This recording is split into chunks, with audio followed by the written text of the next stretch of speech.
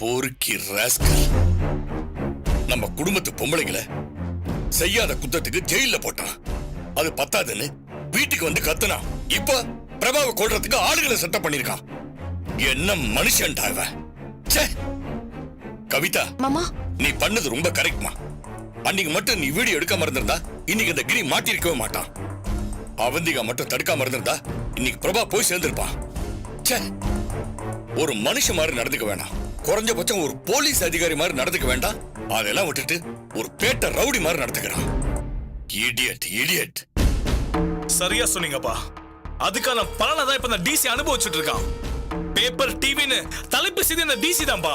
கூலிப்படை வைத்து தாக்குதல் நடத்திய டிசின்னு அவன் பேரை கிளிகிளின்னு கிழிக்கிறாங்க. நம்ம அம்மாவையும் பூமிக்காவும் எவ்வளவு குடும்பப்படுத்துறான். அதுக்கு தான் அவனை பழிக்கு பழி வாங்கியாச்சுல.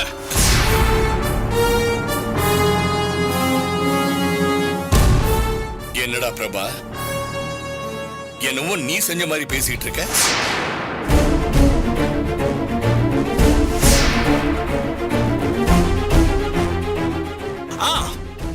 இல்லப்பா, கடவுள் தண்டிச்ச மாதிரி சொல்ல வந்தேன். ஏன்னா அக்கிரமம் பண்றவங்களை கடவுள் பார்த்து சும்மா விடுவாரப்பா. அதான் அந்தால நம்ம வீடு ஏறி வந்து கத்த வச்சாரு. கவிதானிய வீடியோ எடுக்க வச்சாரு. அவனையும் இதுல மாட்ட வச்சாருலப்பா. அதத்தான் இதெல்லாம் கடவுள் தான் செஞ்சிருக்கணும். ஆமாப்பா. கெட்ட நேரத்திலயும் நல்ல நேரம்ன்றது இதான்ப்பா. இத்தனை கலைபுரத்திலையும் பிரபாக்கு ஒன்னும் ஆகாம தப்பிச்சானே, அது போதும்பா. ஆமாண்டா, அவந்திகா இல்லாட்டி இந்த நேரத்துக்கு பிரபா பொணமா தான் இருந்திருப்பா. அது எப்படிடா அவ்வளவு தைரியமா அறிவாளை பிடிச்சிருக்கா? அது கொஞ்சம் வேகமா இறங்கி இருந்தா அவ கை துண்டா போயிருக்குமே. ஆமாப்பா, அவந்திகா நீ நம்ம குடும்பத்துக்கு ஒண்ணுனா கண்டிப்பா விட்டு கொடுக்கவே மாட்டாங்க. அவங்க மட்டும் அன்னைக்கு அங்க இல்லனா இன்னைக்கு நான் உயிரோடவே இருந்திருக்க முடியாதுப்பா. ஆமாப்பா, அண்ணி அப்படி இப்படி கொஞ்சம் பேசுவாங்க. ஆனா நம்ம குடும்பத்தாளுங்க மேல அவங்களுக்கு பாசம் அதிகம்பா.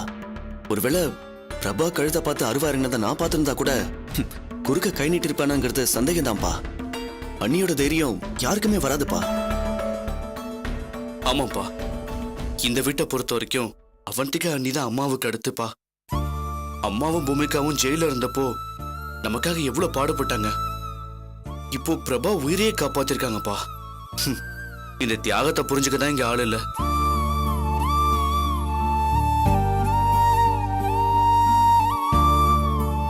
அப்பா, எனக்கு வேலை இருக்கு, நான் ரூமுக்கு போறேன்.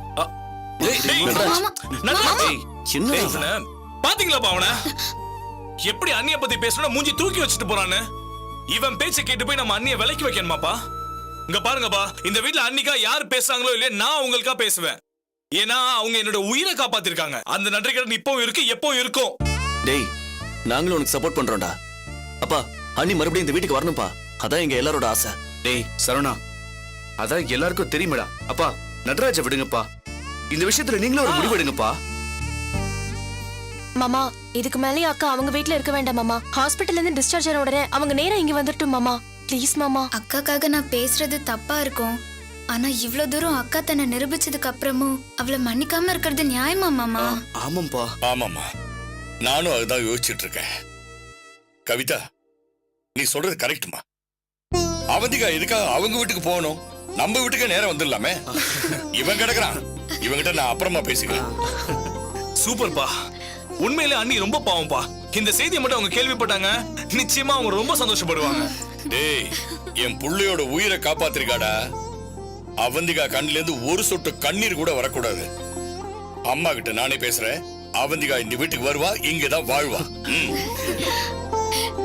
மாமா, நாளையில இருந்து அக்கா இந்த வீட்ல வந்து வாழ ஆரம்பிச்சிருவாங்க. ஆமாமா, இதுதான் என்னோட முடிவு. சரியா? ஓகேப்பா. ஓகேப்பா. சந்தோஷமாடா? ஓகேப்பா, தேங்க்ஸ் பா. ஆப்பா, குட் நைட் பா. Good night, good night. ஒரு வழியா எல்லா பிரச்சனையும் முடிய போகுதுடா.